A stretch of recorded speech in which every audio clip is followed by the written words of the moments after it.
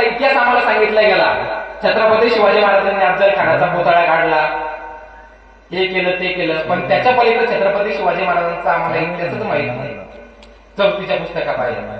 तर ज्या वेळेस छत्रपती शिवाजी महाराजांनी लाल महालावर छापा टाकला होता बाबा, लाल महालावर छत्रपती शिवाजी महाराजांनी छापा टाकला आणि स्वतः शाहिस्ते खानाने तो प्रसंग, स्वतः शाहिस्ते खानाने लिहिलेला आहे, तो प्रसंग स्वतः शाहिस्ते खानाने स्वतःच्या डायरीमध्ये नमूद केलेला आहे.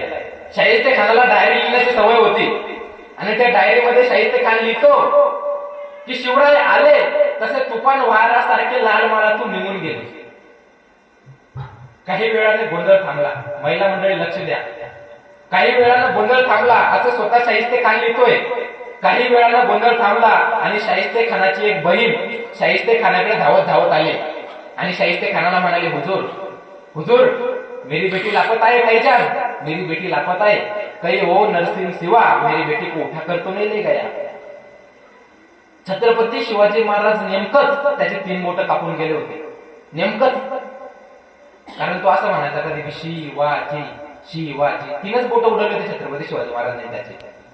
आणि एवढं झाल्यानंतर शाहिस्ते खान त्याच्या बहिणीला उत्तर देतो. त्याची बहीण काय म्हणते की ओ नरसिंह शिवा मेरी बेटी को उठा कर तो नहीं ले गया. तेव्हा आपली बोट कापलेला शाहिस्ते खान स्मित हास्य करत म्हणतो की शिवाजीची माणसं तिला पळवणार नाहीतच, पण बेफिक्र राहा, जरी त्यांनी नेले असेल तरी तो राजा पोटच्या लेकीसारखी तिची काळजी घेईल. अरे इतका विश्वास दुश्मनालाही महाराजांच्या चरित्रावर.